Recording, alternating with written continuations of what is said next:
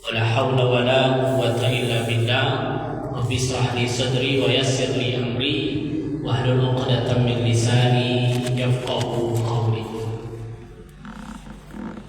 وقال الله تعالى في القرآن الكريم بسم الله الرحمن الرحيم وما أرسلناك إلا رحمة للعالمين. صدق الله العظيم. Yang saya muliakan para orang tua kami, pengurus, para imam, semua yang hadir, Bapak Ibu, Ayahanda, Bunda yang hadir di malam yang berbahagia ini dalam kajian rutin kita, hal-hal yang berkaitan dengan ibadah. Mudah-mudahan semua kita yang hadir diberkahi oleh Allah Subhanahu wa taala. Amin ya rabbal alamin. Maka oleh karena itu kita selalu bersyukur, alhamdulillah. Bersalawat kita kepada Rasulullah sallallahu alaihi wasallam. Allahumma shalli ala sayyidina Muhammad wa ala ali sayyidina Muhammad. Nabi akhir zaman, la nabiyya ba'da. Tidak ada nabi setelah Nabi Muhammad. Ini mutlak, hukumnya kafir ketika ada yang mengaku sebagai nabi setelah Nabi Muhammad sallallahu alaihi wasallam. Karena beliau itu jelas khatamun nubuwah. Ya, penutup segala nabi. Jadi penutup risalah itu adalah Rasulullah. Namun kenapa akhir-akhir ini kita lihat umat Islam itu dipermalukan di mana-mana. Semalam kita lihat konflik di Timur Tengah itu tiba-tiba negara Israel membom Qatar. Nah, dengar apa beritanya? Yang dibom itu negara Qatar. Sudah berapa negara yang dia bom? Di tengah terjadinya genosida di Gaza hari ini, sudah 64.000 lebih syahid dibunuh. Ini erat kaitannya dengan akidah kita. Kenapa orang-orang Yahudi itu begitu benci kepada umat Islam? Walan tarda ankal yahudu, kata Al-Quran, walan nasara hatta tattabi'a millatahum. Orang Yahudi, orang Nasrani tidak akan rela kepada kalian, kata Allah, sehingga kalian mengikuti agama mereka, millah mereka. Karena mereka takut nanti muncul lagi kebangkitan Islam selama ribuan tahun. Ya. Mulai dari Bani Abbasiyah, dari Bani Umayyah sampai Bani Abbasiyah, Bani Fatimiyah, ya, Saljuk, sampai terakhir Kesultanan Turki Utsmani. Itu Islam menguasai dunia, menjadi negara adikuasa, luas. Dan Baitul Maqdis, Palestina hari ini dibawa naungan Islam sampai tahun 1948 ketika runtuhnya Khalifah Turki Utsmani. Nyaris kita semuanya terpecah hari ini. Dan ini sudah digambarkan oleh Rasulullah. Kita hidup di akhir zaman, Pak. Kita hidup di akhir zaman, di mana di akhir zaman nanti Islam itu seperti buih di tengah lautan. Dia banyak, tapi sangat mudah diombak-ambing oleh musuh. Makanya satu-satu dicaplok. Ya, Libanon dibom, Suriah dibom, apalagi Palestina entah kayak apa hari ini. Dan semalam Qatar juga dibom. Tak ada tanggapan, yang ada hanya kecaman dan kecaman. Balasan pun tak ada. Kenapa? Terpecah. Masing-masing melihat kondisi keamanannya sendiri. Nanti kalau dibalas, takut terjadi perang. Yang berani membalas apa? Iran kan? Nah, kemarin Iran berani dia membalas. Bersatu sajalah mereka, semuanya akan gemetar gitu. Tapi nggak bersatu, terpecah kita. Kok bisa begitu? Itu sudah digambarkan oleh Rasulullah SAW. Pertanyaannya, kenapa mereka begitu benci? Yahudi itu kenapa begitu benci kepada umat Nabi Muhammad sallallahu alaihi wasallam? Persoalannya cuma satu. Kenapa nabi terakhir itu bukan dari mereka? Itulah Pak masalahnya. Kenapa nabi terakhir itu bukan dari mereka? Coba yang terakhir itu nabi dari Bani Israel, aman itu. Tapi ternyata nabi yang terakhir siapa? Nabi Muhammad sallallahu alaihi wasallam yang difirmankan oleh Allah, "Wa ma arsalnaka illa rahmatan lil alamin." Tidak kami utus engkau hai Muhammad, kata Allah, kecuali sebagai rahmat bagi sekalian alam. Jadi konsep Nabi Muhammad itu diutus untuk alam. Beda dengan nabi-nabi terdahulu. Meskipun banyak nabi dari mereka, tapi diutus hanya untuk satu kaum, terutama Bani Israel. Itu yang paling banyak nabi. Nabi Musa, ya Bani Israel. Nabi Sulaiman, ya Bani Israel. Nabi Isa untuk siapa? Untuk Bani Israel, bukan untuk selain Bani Israel. Maka Yahudi itu di samping dia agama, dia juga bangsa. Maka Yahudi tidak mengakui orang selain bangsa dia. Berarti kan rasis itu Pak, ras. Dia menganggap ras Bani Israel itu ras yang paling unggul, yang lain itu tidak unggul. Di luar mereka boleh diperangi. Dan itu yang terjadi hari ini. Nah, itu yang terjadi. Dan ketika titik kelemahan Islam ini seperti ini, maka kita diombang-ambing oleh musuh. Diombang-ambing. Kita masih sibuk konflik antara kita dengan kita. Kapan agama ini akan maju? Dan itu sudah dinubuatkan oleh Rasulullah SAW. Memang agama Samawi disebut dengan agama Samawi, Yahudi, Nasrani, Islam. Itu kan disebut agama monoteis karena Tuhannya Allah. Sementara syarat masuk surga itu apa Pak? Asyhadu an la ilaha illallah wa asyhadu anna Muhammadar Rasulullah. Harus ada Muhammadnya. Orang itu percaya kepada Allah, percaya Tuhan mereka juga Allah. Tapi masalah akidah, disitulah berbedanya. Makanya Allah mengatakan dalam Al-Quran, wa qala al-yahud wa qala an-nasara anna Isa ibn Allah. Orang Nasrani mengatakan Isa itu anak Tuhan. Wa qala al-yahud, sementara Yahudi mengatakan Uzair itu anak Tuhan. Sementara dalam Islam, qul huwallahu ahad, Allahus samad, lam yalid wa lam yulad. Bedanya di situ. Sementara Nabi Ibrahim, Musa, Isa, risalahnya tetap mengesahkan Allah. Jadi kapan muncul penyimpangan ini? Setelah Isa diangkat oleh Allah. Kapan muncul Yahudi itu menyekutukan Allah? Setelah Musa, setelah Nabi Sulaiman, setelah Nabi Daud, kembali kepada Allah Subhanahu wa taala. Barulah mereka mengubah ajaran-ajaran mereka. Maka disebut dengan ahli kitab. Ditulis di karang-karang. Terjadi penyimpangan. Maka datang Rasulullah terakhir, Nabi Muhammad sallallahu alaihi wasallam. Tapi sifat beliau itu universal. Beliau itu diutus ke seluruh ras manusia. Mau Batak, mau Melayu, mau Israel, mau Quraisy, mau Barat, mau kuning, putih, semuanya masuk. Karena Al-Quran yang mengatakan rahmatan lil alamin. Rasul diutus untuk manusia sekalian alam. Sementara Nabi Musa kepada siapa diutus Pak? Bani Israel. Maka mereka menunggu.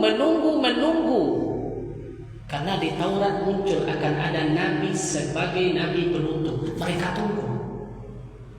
Datang kitab Injil dibawa oleh Nabi Isa alaihissalam, akan turun Nabi sebagai Nabi akhir zaman. Mereka tunggu. Tiba-tiba Nabi yang lahir itu bukan dari ras mereka.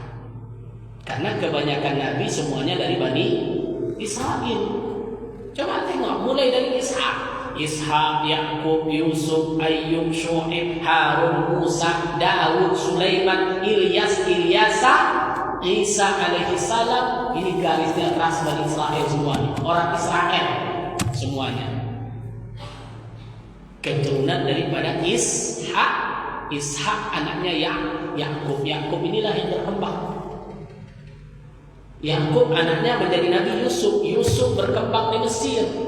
Keturunan Yakub melahirkan nabi-nabi yang diutus oleh Allah Subhanahu wa taala.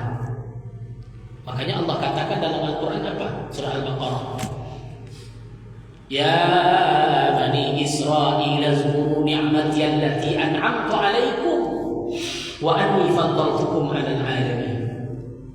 Hai Bani Israel, uzkuru, ingat nikmat yang aku berikan kepada engkau, kata Allah. Wa anni faddaltukum 'alal 'alamin, kata Allah, dan aku lebihkan kalian dari manusia sekalian Adam. Jadi diangkat oleh Allah ras mereka. Kenapa? Nabi hampir mayoritas semuanya dari mereka. Wahyu turun kepada mereka. Man nasabah untuk siapa itu Pak? Bani Israel. Itu Musa tuh minta orang Bani Israel tadi, hai Musa, mintalah kami hidangan dari langit. Maka Al-Maidah, surat Al-Maidah, hidangan dari langit turun. Apa namanya? Manna wassalwa, turun, tak perlu kerja.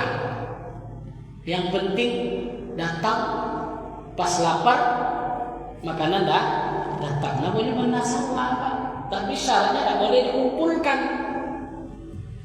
Tapi orang Yahudi ini kan lain.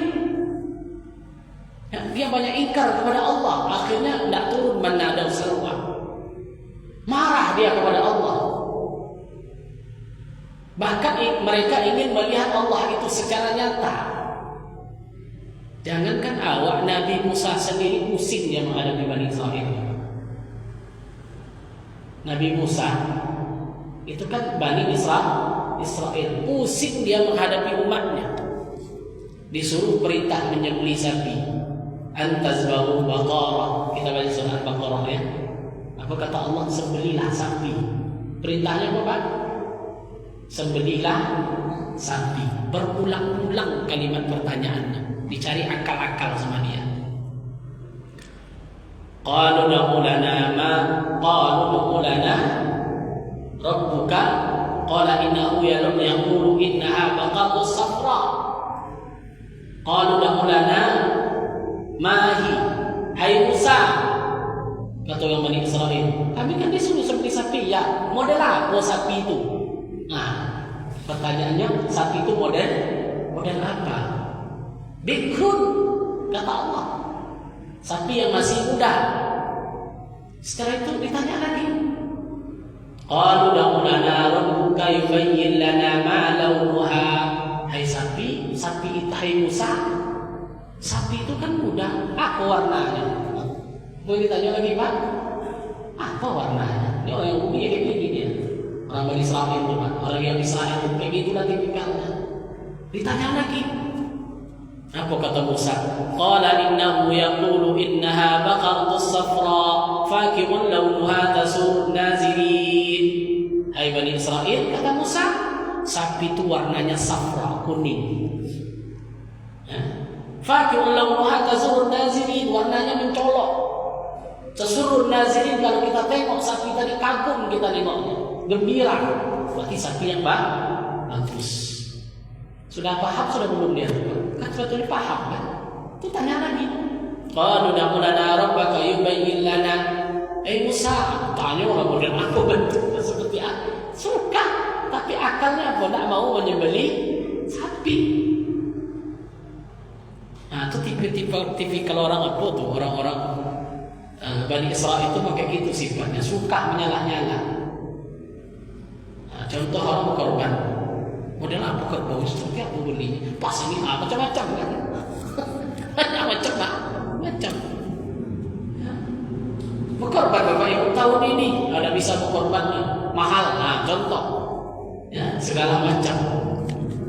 Begitu tipe-tipenya. Sampai hari ini itulah keras kepala. Keras kepala. Padahal sudah Allah azab.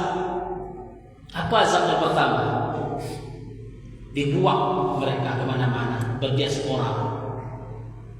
Muncul lagi, berkumpul di Baitul Maqdis, diserang lagi, hancur. Sampai terakhir mereka, bahkan Rasulullah sendiri mengusir mereka dari Madinah. Kan ada perjanjian Hudaybiyah itu dengan orang-orang Yahudi. Dengan orang-orang Yahudi. Akhirnya mereka selalu melanggar janji. Diusir oleh Rasulullah Sallallahu Alaihi Wasallam. Maka hari ini perilaku mereka kita lihat paling kejam. Di abad modern hari ini belum pernah ada perperangan itu, pembunuhan, pengeboman live di TV. Coba kita tengok di YouTube. Anak-anak, perempuan semuanya dibom. Karena mereka keras kepala, tak punya hati nurani. Semua masjid, semua bangunan dihancurkan. Kita hanya berdoa kepada Allah, mudah-mudahan karena kita hidup di akhir zaman dan kita melihat posisi umat Islam sangat lemah pada hari ini. Tentu kekuatan doa yang kita harapkan. Mudah-mudahan Allahumma ansurna ikhwanana fi Palestin. Ya Allah, bantu saudara-saudara kami di Palestina. Itulah doa kita. Jadi ujung-ujungnya kembali kepada kelahiran Rasulullah. Kenapa Nabi terakhir itu dari bangsa Arab? Kenapa tidak dari keturunan Ishak? Kenapa keturunan Ismail? Jadi dendam itu sudah berabad-abad. Dari dulu. Padahal bapaknya cuma satu. Siapa bapaknya? Ibrahim. Ibrahim punya dua istri, Sarah dengan Hajar. Sarah lahir Ishak. Dari Ishak inilah keturunan Bani Israil banyak. Dari Ismail turun kepada Nabi Muhammad Sallallahu Alaihi Wasallam. Makanya kalau kita kaji tentang kelahiran Rasulullah itu ada hubungan di situ.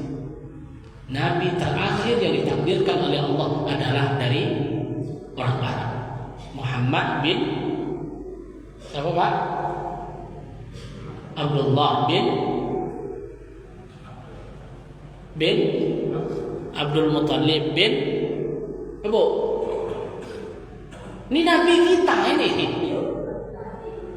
Muhammad bin Abdullah bin Abdul Muttalib bin Abdi Manaf bin Hashim bin Abdi Manaf bin Hashim bin Qusay bin Kilab bin Bihrun bin Ku'ay bin Lu'ay bin Ka'ab sampai kepada Adnan.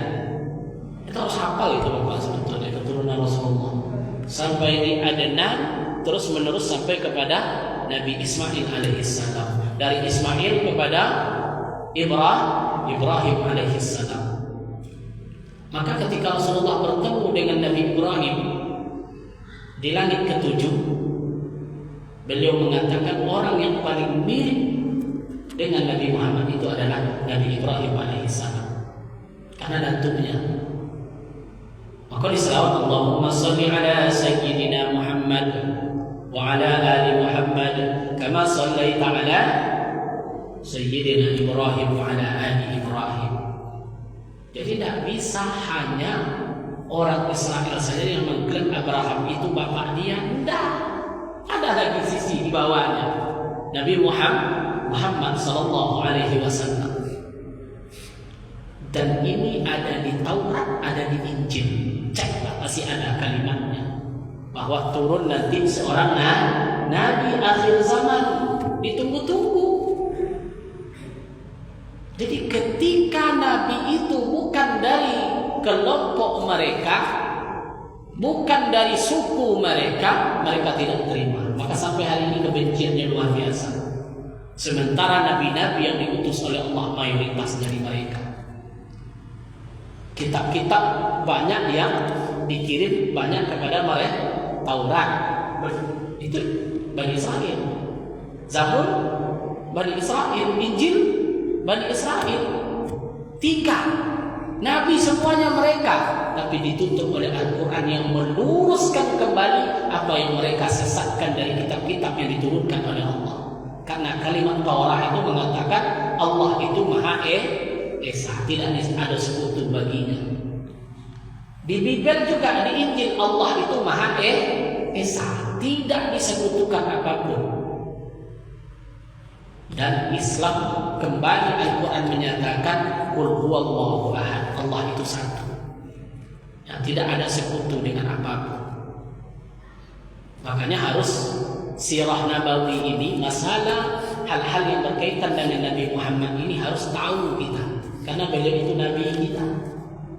Ya, jangan kita buta nanti dengan kisah hidupnya Rasulullah Sallallahu Alaihi Wasallam. Ya, la yu'minu ahadukum hatta akuna habba ilayya. Kamu tidak beriman, kata Rasul, sehingga kalian lebih mencintai saya, kata Nabi. Dia lebih mencintai saya. Min walidihi, daripada bapak ibunya, daripada anak-anaknya, dan manusia sekalian Adam. Maka yang paling kita cintai itu adalah Rasulullah. Maka kita harus tahu Pak, sejarah bagaimana perjalanan Rasulullah itu sedalam kehidupannya. Nabi lahir di mana lahirnya, Bu? Di Mekah. Wafat di Madinah. Nabi 2 bulan dalam kandungan wafat ayahnya. Di mana ayahnya wafat? Di Madinah. Di Abwa namanya. Di Madinah. Nabi umur 6 tahun wafat. Umur 8 tahun wafat ibunya. 6 tahun wafat ibunya. Dia dipelihara oleh datuknya Abdul Muttalib. Itu rentetan itu harus kita hafal. Ya. Umur 8 tahun meninggal kakeknya Abdul Muttalib. Siapa yang menjaga dia?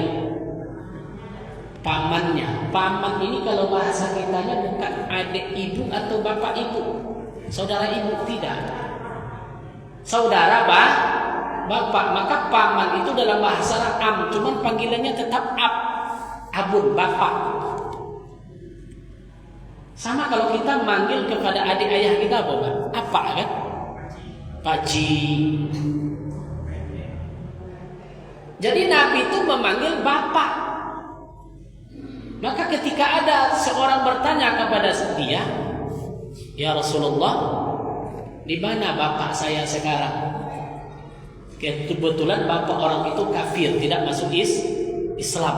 Apa kata Nabi? "Abaka abi wa abaka finnar." Bapak saya dan bapak kamu dua-duanya dalam neraka. Sebagian orang menyebut hadis inilah yang menyebut orang tua Nabi itu masuk neraka. Ini polemik kemarin, sehingga terjadi perpecahan. Ya, ini tidak boleh diperdebatkan. Kenapa? Abdullah, bapak Nabi itu wafat. Nabi umurnya berapa tadi? 2 bulan dalam kandungan. Mana mungkin dia masuk neraka? Masuk tak logika itu? Disebut dengan zaman fatrah. Zaman belum ada syariat. Nabi terputus. Sama dengan orang Sakai itu, Bapak Ibu, orang Sakai di hutan itu, yang belum pernah masuk dakwah, itu mereka disebut dengan fatrah. Kalau mati ya Pak, tidak masuk neraka ya. Orang-orang yang berbaju-baju di hutan-hutan, orang belum terjamah, Kan masih ada tuh. Belum terjamah oleh manusia. Dia hidup di alam. Dakwah belum sampai ke situ. Meskipun mereka tak berbaju, tak tahu ibadah, tak tahu Tuhan, mereka mati disebut dengan zaman fatrah. Maka aneh rasanya mak Nabi, ayah Nabi masuk neraka. Kan tak masuk di logika. Sementara Rasulullah mengatakan sulbi, keturunan Rasulullah, sulbinya dijaga oleh Allah sampai kepada Nabi Adam. Sulbi itu tentu Pak, keturunan Nabi Muhammad itu suci. Yang Nabi pertama tentu semua dari Adam kan. Adam. Kebanyakan Nabi itu lahir dari anak Adam Syed. Dari Syed turun Nuh alaihi salam. Nuh ini berkembang anaknya 3. Ham, Syam, Yafis. Dari Syam banyak nabi-nabi. Nah, dari Syam ini banyak nabi-nabi. Itu disebut dengan Semit Syam. Termasuk Ibrahim, keturunan dari Syam bin Nuh. Ibrahim istrinya 4, tapi yang dalam sejarah yang terkenal 2. Sarah dengan Hajar. Kebanyakan yang jadi nabi dari Sarah. Karena Sarah melahirkan Ishak. Ishak melahirkan Yakub. Yakub melahirkan 12 orang Bani Israel. Nah inilah cikal bakal Bani Israel. 12 suku. Dari Ismail turun kepada Nabi Muhammad sallallahu alaihi wasallam. Maka tidak mungkin rasanya ayah Nabi, ayah kandungnya maksudnya masuk neraka. Tapi pamannya Abu Thalib iya. Padahal yang menjaga Nabi Abu Thalib. Abu Thalib yang menjaga dari umur berapa tadi Bu? 12 tahun. Kakeknya kan meninggal. Dia dijaga oleh pamannya. Namanya Abu Thalib. Abu Thalibnya kakak beradik dengan Abdullah yang sudah wafat tadi. Ayah Nabi. Anak dari Abdul Muttalib. Abdul Muttalib kan banyak anaknya. Hamzah, paman Nabi juga. Abu Thalib, Abu Lahab, Abu Jahal. Banyak abu-abunya Pak, paman-paman Nabi. Cuma ada yang ingkar menentang Nabi, ada yang masuk Islam seperti Hamzah, ada yang menjaga Nabi tapi dia mati dalam keadaan tidak beriman. Siapa tuh? Abu Thalib. Ya Nabi mengatakan, hai paman, ucapkan la ilaha illallah. Apa kata Abu Jahal? Abu Thalib, mau tuh kamu menerakamu tuh. Akhirnya dia mati tidak bersyahadat. Sedih Nabi. Orang yang dia sayangi, orang yang menjaga dia, wafat dalam keadaan tidak mengucapkan kalimat syahadat. Maka turun ayat, innaka la tahdi man ahbabta walakinallaha yahdi liman yasha. Apa kata Allah? Hai Muhammad, bukan engkau yang memberi petunjuk. Karena Nabi Muhammad itu hanya membawa risalah, petunjuk bukan di Nabi letaknya. Petunjuk itu siapa? Walakinallaha yahdi liman yasha. Hakikat petunjuk itu datang dari Allah. Jadi bersyukurlah Bapak Ibu keadaan muslim, karena Allah takdirkan kita dapat petunjuk. Banyak orang yang merugi Pak, tak dapat petunjuk. Ya? Dia udah dengar ceramah, tak yakin dia dengan keislaman ini. Ya? Maka keyakinan kita dalam Islam itu jangan hanya keyakinan keturunan, paham Bapak Ibu? Tapi harus dengan ilmu. Maka perlu kita tuh menuntut ilmu supaya yakin. Dalam beribadah kita yakin, tidak setengah-setengah. Jadi ada ilmu di sini. Dijaga oleh pamannya Abu Thalib. Umur 25 apa yang terjadi Bapak Ibu? Umur 25? Umur 25 apa namanya? Nikah. Jadi umur 25 tahun Nabi Muhammad sudah menikah. Dengan siapanya menikah? dengan Khadijah. Berapa umur Khadijah? 40. Nabi 25. Itu istri pertama beliau, Pak Khadijah. Khadijah itu saudagar kaya. Dia pedagang, ekspor impor, dagangannya banyak. Salah satu yang membawa dagang Khadijah adalah Nabi Muhammad, belum Rasul dia ketika itu. Menengok kejujuran Rasulullah, maka Khadijah tertarik. Nah, inilah alasannya, boleh tidak seorang janda, boleh seorang janda suka dia dengan laki-laki, utus saja orang lain, sampaikan hati ibu itu ke dia. Boleh atau tidak? Boleh. Tapi yang laki-laki itu harus jangan laki ulang dulu. Jangan sampai suami orang. Boleh. Ini Khadijah yang kuat pertama, ya. Diutusnya Nafisah, pembantu dia, datang kepada Rasulullah untuk supaya Rasulullah mau menikah dengan dia. Maka diadakanlah Rasul mengutus paman-pamannya untuk melamar Khadijah. Terjadilah pernikahan di umur 25 tahun. Berapa maharnya, Bu? Berapa maharnya, Pak? Berapa ekor onta?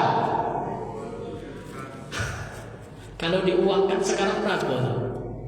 Hampir 1 M. Kalau ada mas kawinnya Pak hampir 1 miliar. Kaya atau miskin? Kaya atau miskin? Kaya. Itulah. Ibu mas kawin berapa dulu, Bu? Mabuk dan seperangkat anak sholat itu. Sikit-sikit seperangkat anak sholat. Saya dah 12 tahun saya di KUA ini, Bu, ya. Di kepala KUA ini udah 6 tahun saya jadi kepala KUA. Tidak pernah mahar itu lebih dari, paling ada dulu yang mahar sampai 10 juta. Itu saya temukan. Ada yang nikah, Bu, mahar 10 juta. Itu kaget saya tuh. Sampai 10 juta mas kawin. Seumur-umur saya menikahkan orang baru itu yang ketemu tuh. Berapa maharnya? 10 juta. Kebanyakan kalau mulia nominalnya paling 5 juta. Yang satu mobil belum pernah. Yang maharnya mobil belum pernah ada lagi. Mungkin apanya? Nabi hampir 1 miliar. Hampir 1 miliar. Bayangkan.